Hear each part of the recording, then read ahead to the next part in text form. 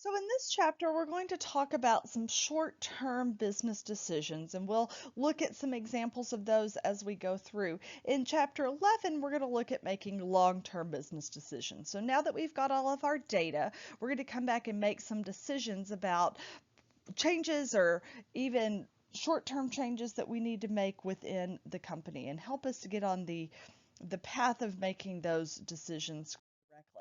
So first of all, before we can get into that, we need to talk about what information is relevant and irrelevant when we make our decisions. And this is one of the areas that students tend to struggle with a little bit. So I want to encourage you to come into this kind of with an open mind.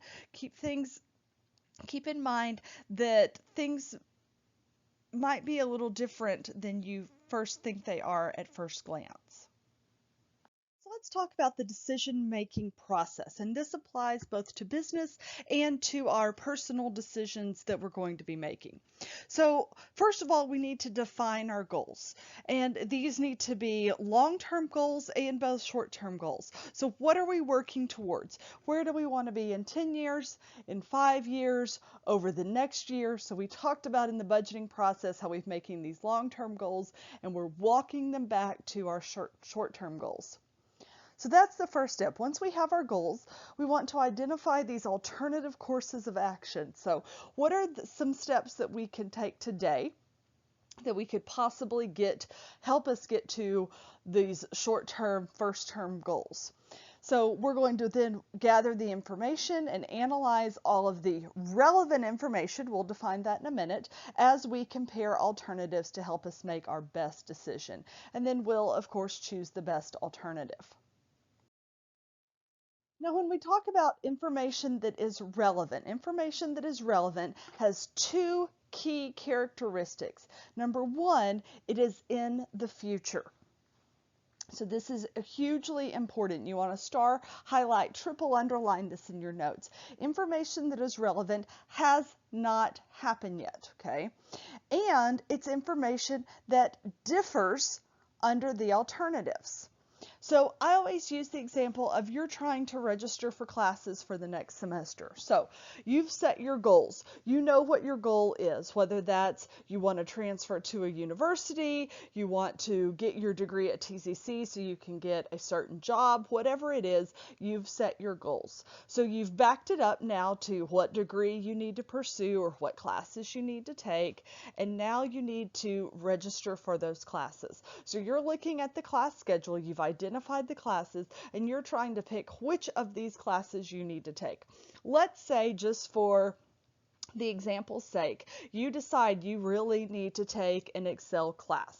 We offer an Excel class through our accounting department. It's called ACNT 1313. It leads you to getting certified, that Microsoft Office Excel certification, Microsoft Office Specialist Excel certification. And this is a certification that you really need to meet your goal.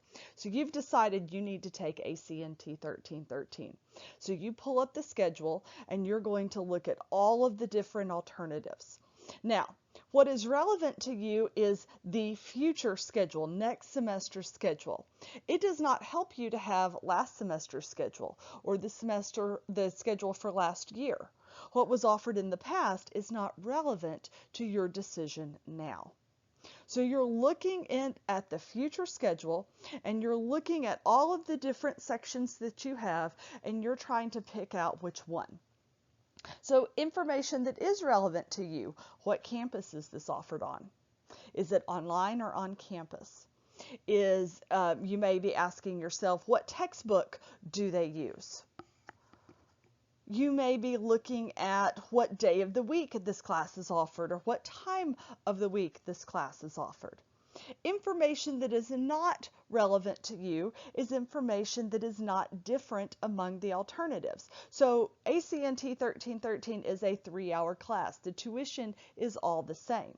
So you're not going to look at it and say, well, I need to take into account the consideration, because all of your options have the same tuition.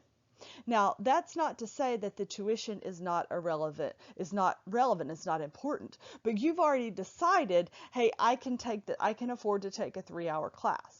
So that decision has already been made. Now you're just deciding which of these 3-hour classes. Since they all cost the same, that's not relevant. The cost of the textbook is relevant. Who is teaching it? Is it on campus or online? What day of the week is it offered? What campus is it offered on? What time? All of that is relevant information.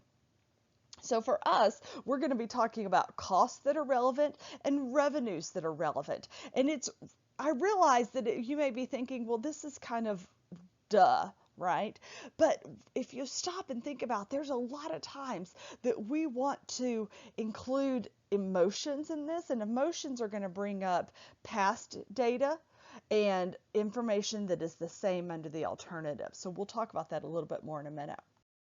So irrelevant costs and irrelevant revenues are costs that do not affect the decision. This does not mean we're not going to have to pay this cost. You still have to pay the tuition.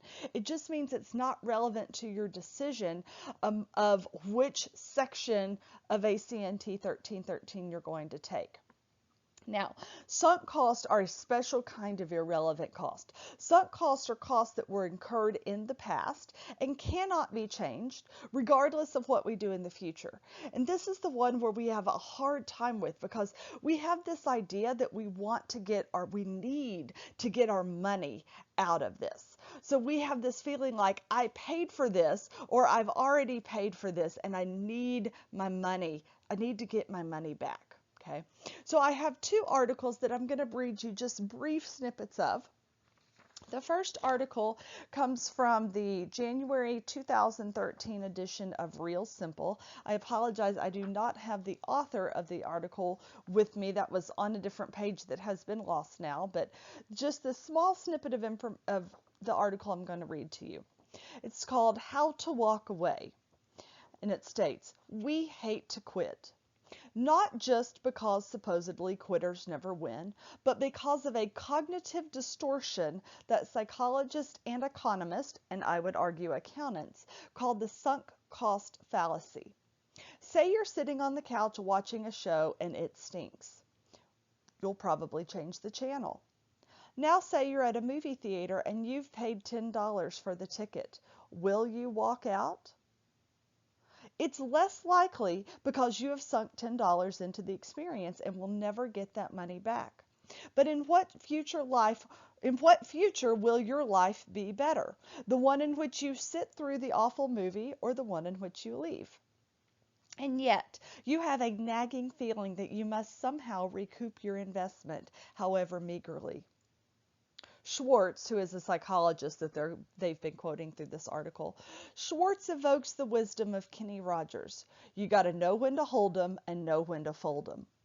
Think of quitting as an investment in your future happier self. That is, the you who is free of the frustrating job, the lousy relationship, the school committee that is draining your will to go on. Now, the second article I'm going to read you just a small snippet out of is called Know When to Fold 'em, from the January 2008 edition of the Oprah magazine. And it says, every first-year economics student, and I would argue accounting student, learns about the sunk cost fallacy, though virtually no one remembers it when making spending choices. The sunk cost fallacy is a universal human error.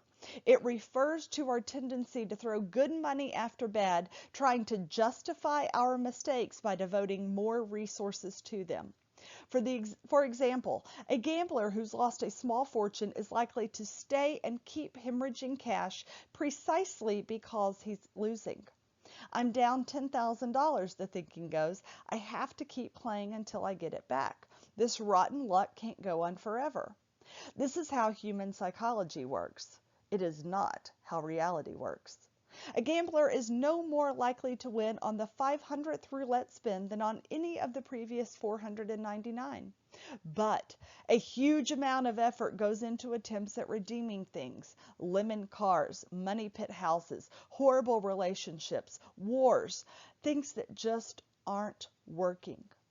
Learning to quit while you're not ahead, when the dull ooze of depression tells you things are not going to get any better, is one of the best financial and life skills you can master.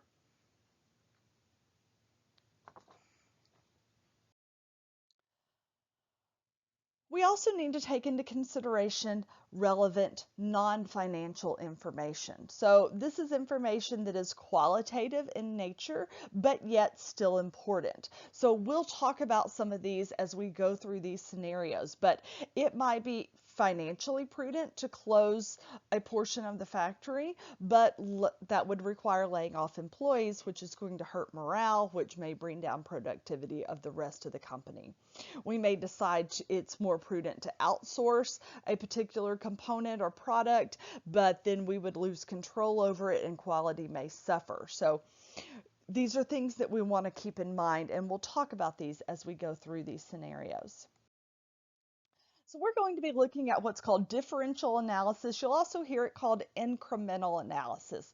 And it's looking at making these short-term decisions and looking at how these would affect our profitability and looking at the things non-financial and financial that we should take into consideration.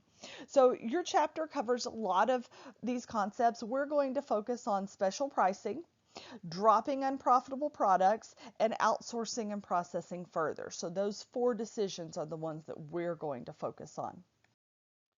So as we study these differential analysis scenarios, there are 2 things that I want you to keep in mind. Number 1, the focus is always on those relevant revenues, cost, and profits. So we need to always constantly be asking ourselves, is this relevant? If it's not going into my analysis. And then we want to use that contribution margin approach. So we learned this way back in like chapter 5. So the contribution margin approach separates cost into their fixed and variable components. And so we want to look at that where we're going to look at revenue minus variable cost gives us contribution margin. Because the thing is, as we're making these decisions, the variable costs are likely to change, thus making them relevant. The fixed costs usually don't change, therefore they are usually irrelevant.